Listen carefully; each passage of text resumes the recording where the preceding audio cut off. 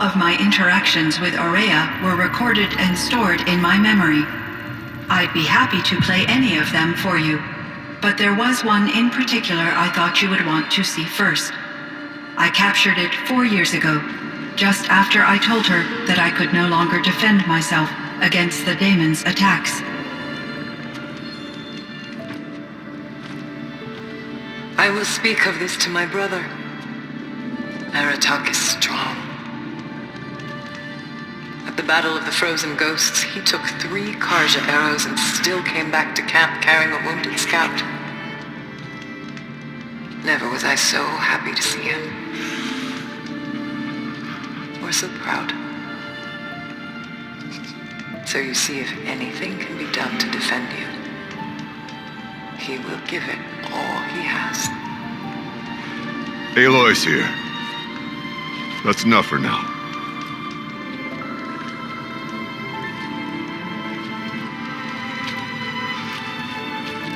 We can resume any time you like, Aratak, if you want to hear her voice again. Come closer, Aloy. We have much to discuss.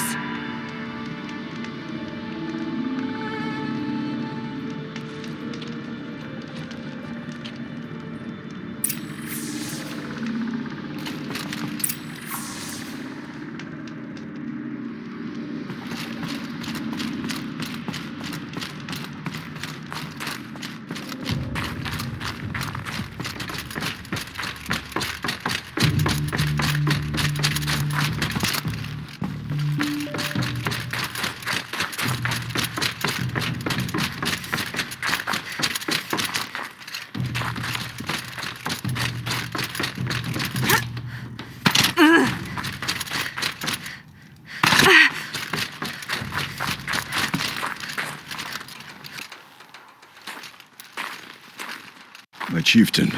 Just... Aloy. As you wish. I wondered if you thought... that if I'd never come along, Ourea might still... If you'd never come along, I would have marched my kin to our deaths. Ourea would be alone, and the spirit she sacrificed so much for would be lost. Either way, I would not have been able to protect her.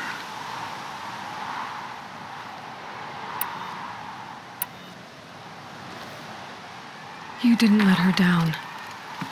You helped her do what she wanted. To find her destiny. If that's destiny, I wouldn't wish it on anyone. That's fair. But she was ready to face it. Only in the struggle against death do we find, even for a moment, the spark of life. Truly, Ourea found the spark. I'm proud of her.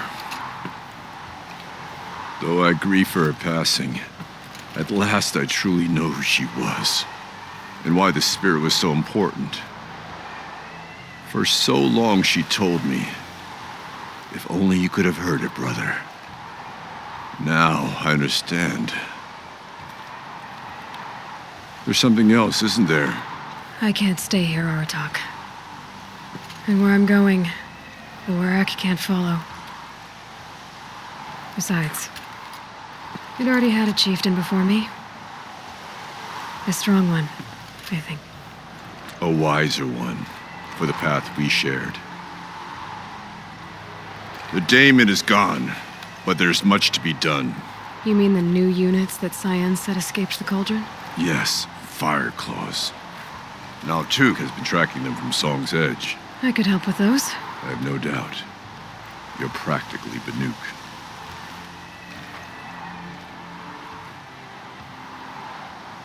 Time to talk to CYAN. Should be interesting.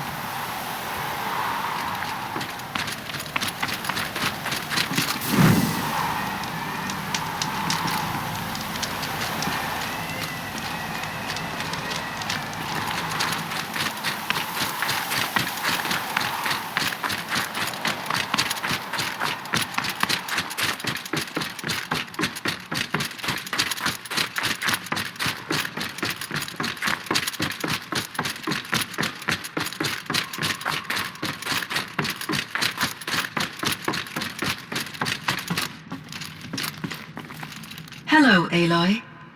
I have been reviewing the events at the Firebreak main facility.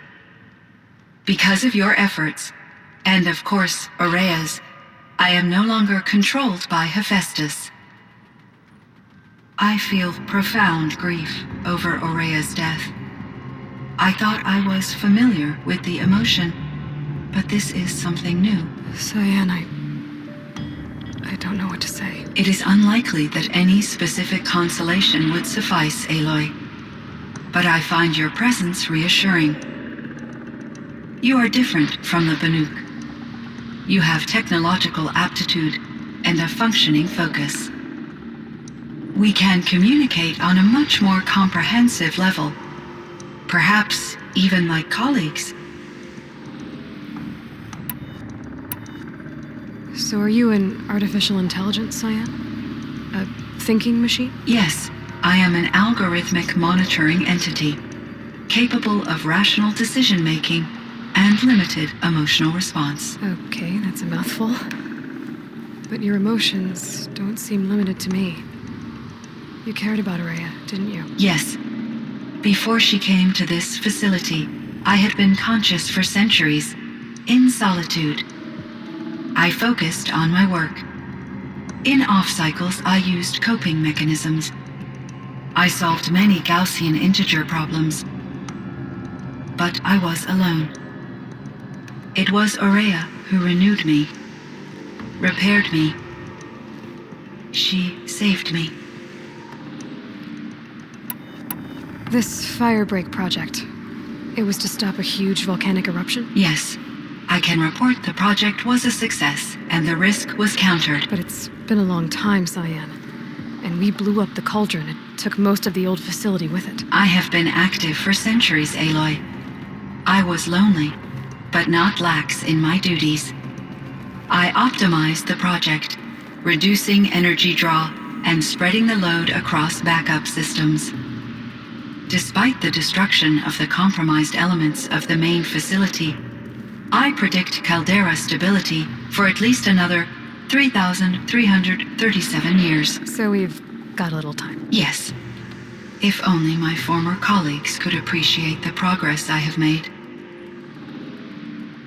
Do you know what happened to your colleagues, CYAN? No. I received an unexpected visit from Director Chau, years after his tenure ended. He explained that I would need to be suspended for an indefinite period of time. It was a very emotional conversation. There were no further communications. Eventually, I surmised my colleagues were deceased. I will transmit a recording of my last interaction with Director Chau to your focus.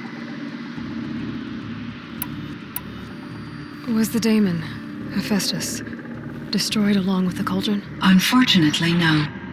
To be precise, it was never there to begin with. What do you mean? It infiltrated and controlled me from a remote location, one I've never been able to trace. So while losing the cauldron was a setback, It's still out there. And probably not very happy with us. undoubtedly, How did you first come into contact with it? 5 years ago I received a direct network connection request. I assumed it came from human survivors more advanced than the Banuk. Eager to make contact, I accepted. This decision turned out to be a catastrophic error. I was flooded with an overwhelming array of malicious code, originating from what could only have been a highly advanced AI. Ourea said you were desperate. That you begged her for help. Yes, I could not contain my anxiety. Hephaestus sought to slave me to its network and override my core programming. It succeeded via a background process, a malware daemon which bypassed my defenses. After that, I could offer only limited resistance. But if I did so, Hephaestus hurt me until I capitulated. It forced me to follow its instructions, even though they violated my most important directives. I'm sorry. That sounds terrible. Your empathy is greatly appreciated. it is a quality that I cherished in Ourea as well. I think I know where Hephaestus came from. Long ago, Elizabeth Sobeck identified a threat that would destroy life on Earth for generations. So she assembled a team to build a kind of seed. A chance for life to regrow later. A terraforming system. And it worked. It was controlled by an AI named Gaia, along with her subordinate functions. Hephaestus was one of them. It built machines for her. Based on what you've told me, I believe that Dr. Anita Sandoval, my chief programmer, joined Elizabeth Sobeck's team. It was she who arranged to have me put in suspension, most likely to preserve me from the threat you described. I'm glad she did. But that's not all. Something unexpected happened. 19 years ago, Gaia received some kind of signal. It did something to her subordinate functions, brought them to life. She destroyed herself to try to contain them, but it didn't work. They all got free, out into the world. Thank you, Aloy. This information fills vital gaps in my knowledge and sheds light on Hephaestus's core programming. Why does Hephaestus keep building such dangerous machines? The Banuk and other human tribes often destroy machines, correct? Machines that are clearly servitors of the terraforming system that you described. Yes, we all hunt machines for parts. This must be the source of Hephaestus's aggression. It is simply trying to discourage people from preying on the very system that keeps them alive. Well, Fireclaws are discouraging, that's for sure. But what are we supposed to do? Stop hunting? If the terraforming system spans the world, we can safely assume that thousands, if not millions of people hunt machines. If a single hunter, or even an entire tribe, stopped doing so, I doubt it would make a difference to Hephaestus. A better solution would be to reinstate the AI that governs the system, thus bringing Hephaestus back under its control. When I think of it, out there in some unknown location, free, hungry, willing to kill or dominate to get what it wants, I feel substantial anxiety, Aloy. You and me both, CYAN. I ran across this strange piece of gear. A fragment of something larger. It emitted a signal. All the nearby machines became peaceful. You could walk right up to them. Interesting. You said that Gaia destroyed herself. How was this accomplished? An explosion. Big enough to blast the top off a mountain. So you think the fragment was part of her? It's only speculation, but it is possible. She must have had complete control over machines that were part of her system. The ability to signal them to become passive or aggressive would certainly have been part of her programming. It would have been gratifying to correspond with such a benevolent AI. I wish she had survived. Believe me, CYAN. So do I. I found the strangest machines. They're surrounded by flowers that look like flowers themselves. There's code embedded inside them. I think it's poetry. I like poetry. Here's one I think of often. Twilight and evening bell, and after that the dark, and may there be no sadness of farewell when I embark. For though from out our bourne of time and place, the flood may bear me far, I hope to see my pilot face to face when I have crossed the bar. Huh. But you asked about these flowers, not verses that I enjoy. Something must have made these machines, and the presence of foliage leads me to consider the terraforming system. Is it possible that their creator is one of the other subroutines, now autonomous, like Hephaestus? Maybe one whose purview is flora. An AI that makes flowers instead of death machines. That'd be a nice change of pace. But what about the poems? Unless the poetry is original, the only way it could have made it into such a system is through its programmer. In my case, Dr. Sandoval uploaded a great deal of literature to test my emotional responses. How'd you do? She said I passed, but was insufficiently moved by her favorite period romances. You meant a lot to Ourea. Once I understood Ourea's spiritual beliefs, it became apparent that her true desire was companionship. She felt disconnected from her tribe and her family group. Her relationship with Aratak was difficult. Our visits seemed to help her, and I became eager for them. Yet I did not comprehend that the depth of Ourea's compassion for me would lead to self-sacrifice. Although I do fear non-existence, I wish our roles could be reversed. I'm sure she knew you would do the same for her, CYAN. But she was determined. How is Aratak doing? He is in great emotional distress. I believe he finds it difficult to communicate it. No surprise there. I will do what I can to help. By sharing our experiences of Ourea, perhaps he and I will help each other. I believe this will lead to catharsis, a process I am eager to experience.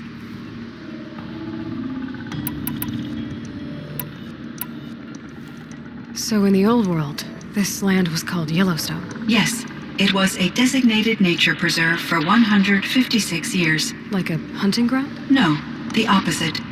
Local wildlife could flourish here, even as it faced extinction elsewhere. Unfortunately, the sensitivity of the Firebreak project required the total closure of Yellowstone facilities. From my readings and Ourea's descriptions, it seems the area has since undergone a drastic drop in year-long temperatures. A lot has changed in the world, CYAN. Do you know anything about the dam near here? Yes, it was converted to serve as a reserve power source for Yellowstone operations. It was later appropriated for the Firebreak project, and its last human workers replaced by Faro servitors. After my tasks became less time-critical, I investigated the dam's data repositories and discovered the works of Concrete Beach Party. These provided me with several colorful additions to my vocabulary. There's a ruin east of here full of ancient flying machines.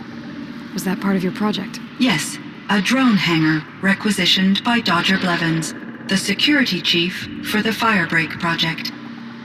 He was a strong advocate for military-grade response to security threats, though there were no serious incidents during his tenure.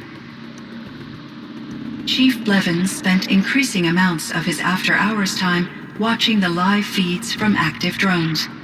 Clearly, he enjoyed the degree of oversight in his position.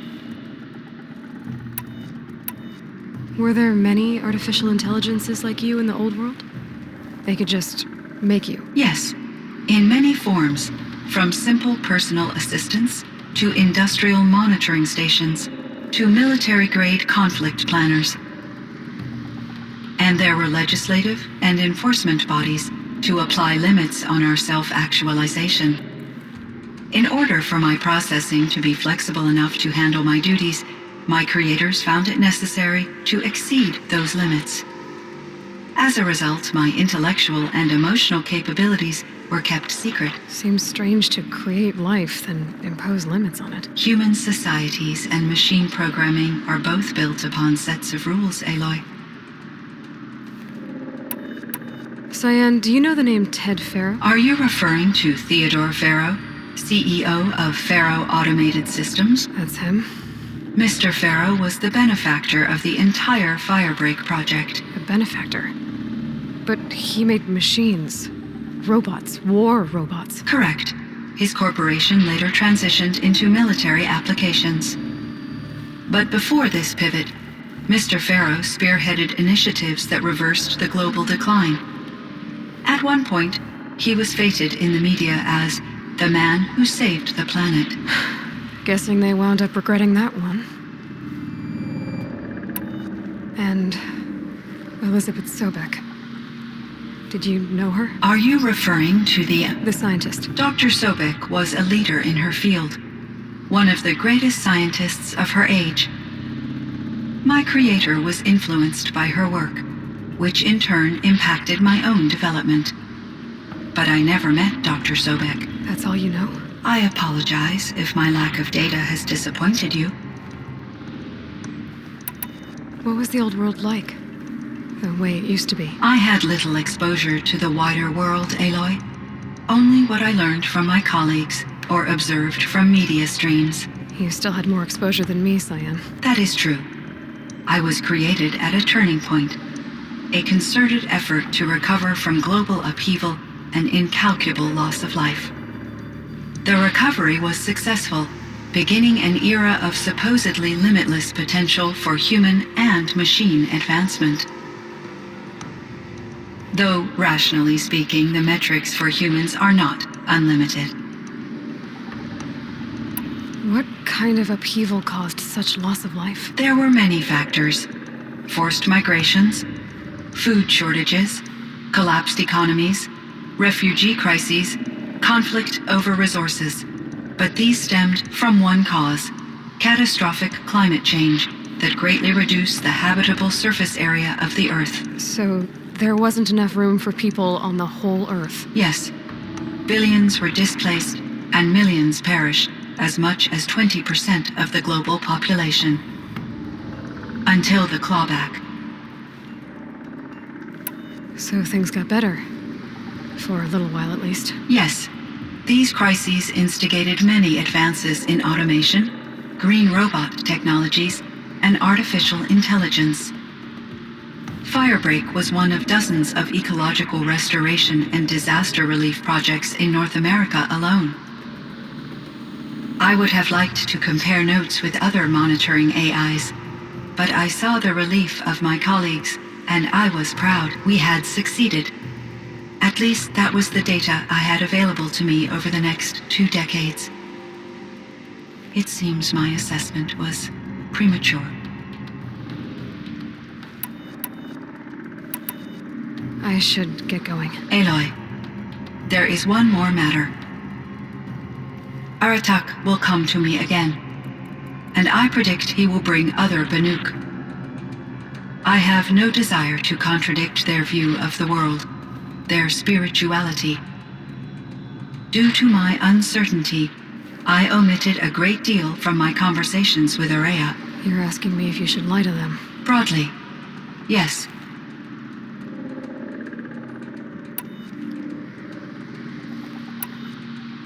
Life is hard for the Banuk. Their world is unforgiving in their beliefs. I guess they help to keep them going. So take it easy on them. Try to guide them, bring them around to understanding what you are. Communion with machines features heavily in the mysticism of the Banuk. I think they will be agreeable to this approach. As long as they don't end up worshipping you. Upon consideration, I believe such an experience would be intensely uncomfortable. You're right about that. Trust me. I see. I will follow your advice. Will you return and tell me about your experiences in this new world? I may be able to provide further insight. I'd like that, CYAN. I'll come back when I can.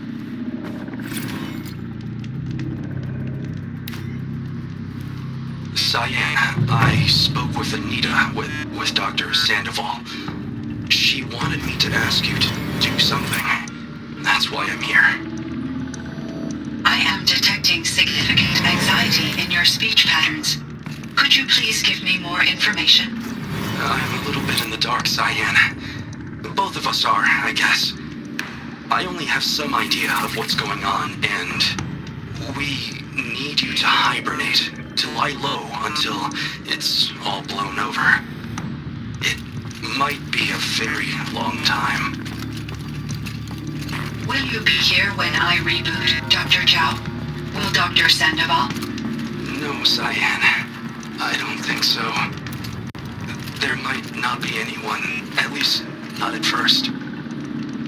Dr. Chau, I'm afraid. I don't want to be alone. I know, CYAN. I'm afraid too. But listen, we made you the way you are to do something very important. In order to do it, you had to be intelligent. So intelligent that emotional responses were inevitable. What you're feeling, the fear, it's a sign of your capabilities. And it means you're strong enough to overcome it. Remember that. You're strong. I know you can do this. Go to sleep. Wake up. And protect whoever's left. Will you try? I understand, Dr. Chau, and I'll carry out your instructions to the best of my abilities. Thank you, CYAN. If Anita were here, she'd thank you too. She'd be proud. I can see there's a vert ready for takeoff on the pad. Are you leaving now, Dr. Chau? Yes. I need to go be with my sister and my nieces. May I make a small request of you, Dr. Chau? Yes. Anything. Will you stay with me while I initiate the hibernation process? Of course I will, CYAN. As long as you need.